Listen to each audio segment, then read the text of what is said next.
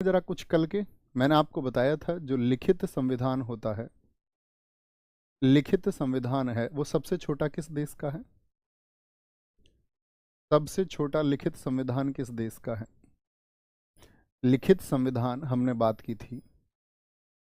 जो रिटिन कॉन्स्टिट्यूशन है आपका, जो रिटिन कॉन्स्टिट्यूशन है वो सबसे छोटा किस देश का है? On the basis of word, शब्दों के आधार पर, शब्दों के आधार पर मोनाको। कितने शब्द बताए थे मैंने आपको मोनाको के संविधान में? आप कहेंगे भैया 3800 और 14 वर्ड्स आपने बताए थे। फिर हमने बात की थी on the basis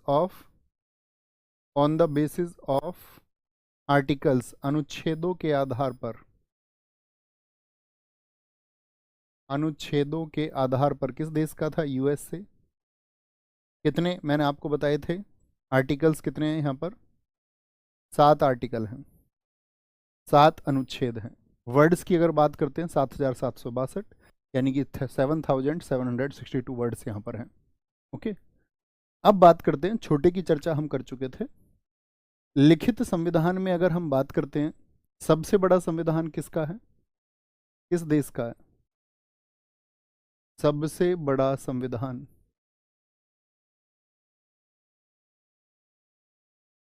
biggest constitution किसका है? सबसे बड़ा संविधान। तो हम बोलेंगे सबसे बड़ा संविधान भैया हमने जाना भारत देश का है।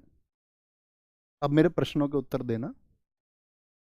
अगर हम बात करें शब्दों के आधार पर, तो शब्दों के आधार पर सबसे बड़ा भी भारत का है, और अनुच्छेदों के आधार पर हम बात करें तब भी सबसे बड़ा भारत का संविधान होगा। भारत के संविधान में कुल शब्द कितने हैं? टोटल वर्ड्स की मैं अगर बात करता हूं तो आप कहेंगे भैया भारत के संविधान में जो कुल शब्दों की संख्या है वो है आपका 1,17,369 शब्द, 1,17,369 वर्ड्स हैं। अगर मैं बात करूं यहाँ पे कुल अनुच्छेद कितने हैं? कुल अनुच्छेद, मूल संविधान की बात कर रहे हैं हम। टोटल आर्टिकल्स की हम बात करें तो मूल में तो आपका कितने थे? 395, अभी बढ़ के कितने हो चुके हैं? 448। अभी भी एग्जाम्स में पूछा जाता है और 448 को नहीं लेता है, अधिकतम संख्या 395 दिखाता है, तो हम उसी को ठीक मानते हैं। आपको कभी भी इसके लिए साक्ष्य चाहिए, चंडीगढ़ पुलिस इसका साक्ष्य है कि वहाँ 448 विकल्प में दिया और माना गया है। शब्दों की संख्या अनेक परीक्षाओं में पूछी गई है, डीएसएसबी पीजीटी, आपका यूपी पीजीटी में पूछा गया, सीपीओ 2019 आप देखेंगे, ठीक है। एमटीएस 2020 में क्वेश्चन पूछा गया आपका, बहुत इंपॉर्टेंट क्वेश्चन है। भारत के संविधान में कुल शब्दों की संख्या कितनी है? ओके, ये क्या हो गया आपका? एट प्रेजेंट हो गया, वर्तमान में, वर्तमान में अनुच्छेदों की संख्या। तो ये तो बात हुई दोस्त लिखित संविधान की। अगर मैं आपसे कहूं इनमें सबसे पुराना संविधान कौन सा है, बताएंगे तीनों में फटाफट से? तो आप कहेंगे अमेरिका का संविधान सबसे पुराना संविधान है। किस वर्ष में तैयार हुआ था? कल हमने बात की, अमेरिका का 1789 में तैयार हुआ था। एशिया का सबसे पुराना जो कॉन्स्टिट्यूशन है वो कब तैयार हुआ? 1889 में, जापान का मिजी संविधान। सबसे पुराना अलिखित अनरिटन कॉन्स्टिट्यूशन किसका है? वो ब्रिटेन का है। सबसे प्राचीन भी है, सबसे बड़ा अलिखित भी उसको कहा जाता है। मतलब बड़े का तो डिसाइड करना अलिखित में बड़ा मुश्किल है, लेकिन सबसे प्राचीन वो आपका ब्रिटेन का यानी इंग्लैंड का है। इतनी छोटी सी बात क्लियर है। संविधान को किसने इंग्लिश में लिखा था, बताएंगे एक बार? संविधान को किसने अंग्रेजी में लिखा था?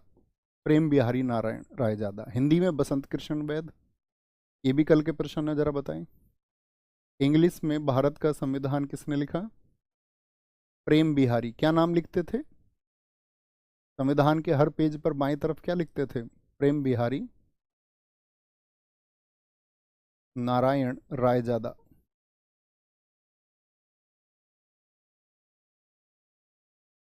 हिंदी में बसंत कृष्ण वैद।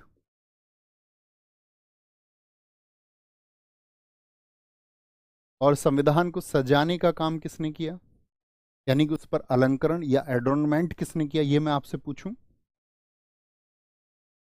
बताएंगे। एडोर्नमेंट ऑन कॉन्स्टिट्यूशन, संविधान पर अलंकरण टीम भी थी।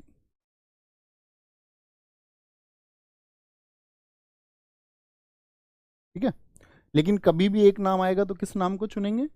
देखो बफरिंग लिख रहे हैं बच्चे, क्या आप लोग क्लास से सही से कनेक्ट नहीं हो पा रहे हैं? एक, अगर इनमें से एक नाम पूछा जाता है तो कौन सा? नंदलाल बोस। संविधान पर अलंकरण करने वाले नंदलाल बोस कहाँ के छात्र थे? ये शांति निकेतन के छात्र थे। और मुझे बताएंगे शांति निकेतन भारत के किस राज्य में स्थित है? शांति निकेतन के छात्र थे और इन्हीं नंदलाल बोस के गुरु हैं, टीचर हैं अवनींद्रनाथ टैगोर। रविंद्रनाथ नहीं, अवनींद्रनाथ टैगोर। कहाँ के स्टूडेंट थे भैया? शांति निकेतन, जो कि वेस्ट बंगाल में है। अमरिंद्रनाथ टैगोर के ये स्टूडेंट थे। अब ये अवनींद्रनाथ टैगोर कौन है? तो ये टैगोर फैमिली से थे, रविंद्रनाथ टैगोर जी के भतीजे हैं ये। अब इनका योगदान क्या है? देखो इनका योगदान तो है सजावट का, लेकिन अवनींद्रनाथ टैगोर जी का भी योगदान भारत के लिए पूछा जाता है। अवनींद्रनाथ टैगोर, इनकी एक पेंटिंग है, वो आप लोगों को याद रख लेनी है। इनकी एक पेंटिंग है जिसका नाम है भारत माता। भारत माता, भारत माता का चित्र बनाया, made the painting of Bharat माता। आप सारे साथियों को पता होना चाहिए कि हमारे देश में अंग्रेजों ने हिंदू मुसलमानों के बीच में एक फाई पैदा करने के लिए, इनके बीच में एक खाई पैदा हो, एक गैप इनके बीच में आ जाए, उसके लिए बंगाल का विभाजन कर दिया। और कितने हिस्से बंगाल के बना दिए थे? 2 हिस्से, पूर्वी बंगाल और पश्चिमी बंगाल, यानी ईस्ट बंगाल और वेस्ट बंगाल। एक बंगाल में तो हिंदुओं को ज़्यादा कर दिया, यानी हिंदू मेजोरिटी पे हो गए, और आपका मुस्लिमों को माइनॉरिटी पर यानी अल्पसंख्यक में पहुंचा दिया। और वहीं दूसरे हिस्से में मुसलमानों को मेजोरिटी पर यानी कि उनको बहुसंख्यक, और हिंदुओं को माइनॉरिटी अर्थात अल्पसंख्यक वर्ग में पहुंचा दिया। इस तरह से कुछ विभाजन किया। तो फिर भी क्या हुआ था? वहां पे एक राखी दिवस मनाया गया था। हिंदू और मुसलमान भाइयों ने एक दूसरे से वादा किया था, एक दूसरे को राखी बांधी थी कि हम कभी अलग नहीं होंगे, हमारा जो आपसी भाईचारा है उसमें कभी भी मतभेद नहीं आएंगे, कोई कॉन्ट्रडिक्शंस नहीं होंगे। लेकिन अंग्रेज अपनी उस चाल में सफल हुए। तो उस समय पर यह पेंटिंग बनी थी, भारत माता का चित्र, जिसमें दर्शाया गया था कि भारत एक है, इसका विभाजन ना किया जाए। अब रविंद्रनाथ टैगोर जी का ये जो प्रश्न है साथी कि भारत माता का चित्र किसने बनाया, ये अत्यंत महत्वपूर्ण है, बहुत परीक्षाओं में पूछा गया है, बहुत, अगर मैं बात करूं। ठीक है, इनकी एक पेंटिंग और है माई मदर, उससे कंफ्यूज मत हो जाना, दोनों चीजें एक ही हैं, माई मदर भी। कोई दिक्कत? संविधान पर अलंकरण की बात हम कर रहे थे, इतनी बात हम करते हुए आगे बढ़ेंगे। आज की बात को हम कंटिन्यू करते हैं, हमारी कल की बातें थी जो अधूरी थी। देखें, नोट करना अच्छे से। एक संविधान का कार्य और समझते हैं, जिस पे हम आगे कंटिन्यू कर रहे थे। संविधान, अच्छे से लिखना, संविधान सरकार के अंगों की सीमाएं तय करता है। सीमाएं यानी कि कॉन्स्टिट्यूशन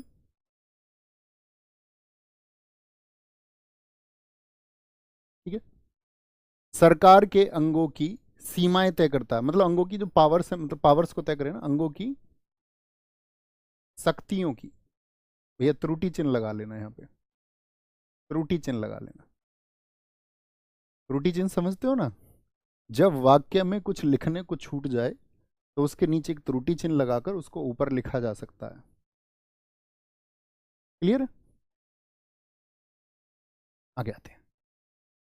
तो हमने एक बात समझी कि संविधान तो हम भैया समझ चुके कि संविधान क्या है। संविधान क्या है? कुछ नियमों परंपराओं का संकलन है। सरकार अभी हम समझेंगे, लेकिन सरकार के अंग क्या है ये सबसे पहले हम समझ लें। सरकार के अंग, यही हमारा आज का टॉपिक भी है। कितने अंग होते हैं सरकार के, कितने दोस्त बता सकते हैं, फटाफट से बताएं। सरकार के अंग, तभी हमारा ये वाक्य पूरा होगा, तभी हमको पता चलेगा कि उनकी शक्तियों की सीमाएं कैसे तय होंगी। ऑर्गन्स ऑफ गवर्नमेंट,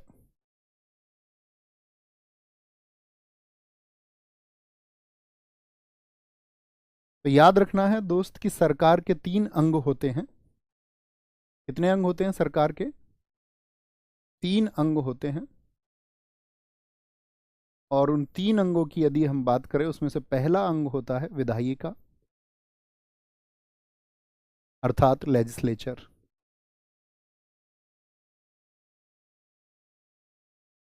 विधायिका अर्थात लेजिस्लेचर। दूसरा अंग होता है साथी आपका कार्यपालिका अर्थात एग्जीक्यूटिव, अर्थात एग्जीक्यूटिव। और तीसरा अंग कौन सा होता है? तो कभी भी आपसे परीक्षा में प्रश्न पूछेगा सरकार के कितने अंग होते हैं, तो कितना उत्तर देंगे? 3। तीसरा होता है आपका ज्यूडिशरी। तीनों के कार्य क्या है? विधायिका का कार्य क्या है, इसका वर्क फंक्शन क्या है? विधायिका का कार्य होता है विधि निर्माण का। क्या कार्य करेगा? Law making. हाँ, किसी भी देश में, अपने देश की बात करते हैं, यहां पर जो लॉ मेकिंग का कार्य होगा वो कौन करेगा? विधायिका। सरकार का वह कौन सा अंग है जो विधि निर्माण का कार्य करता है? सरकार का, या पूछे गवर्नमेंट का कौन सा ऑर्गन है जो लॉ मेकिंग के प्रोसेस को कंप्लीट करता है, तो क्या बोलेंगे भैया? लेजिस्लेचर है, विधायिका है। कार्यपालिका की यदि हम बात करते हैं, कार्यपालिका का क्या कार्य है?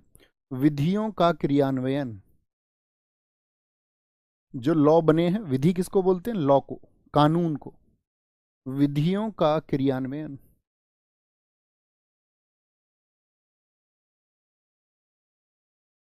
विधियों का क्रियान्वयन से क्या मतलब है? Execution of laws, execution of laws.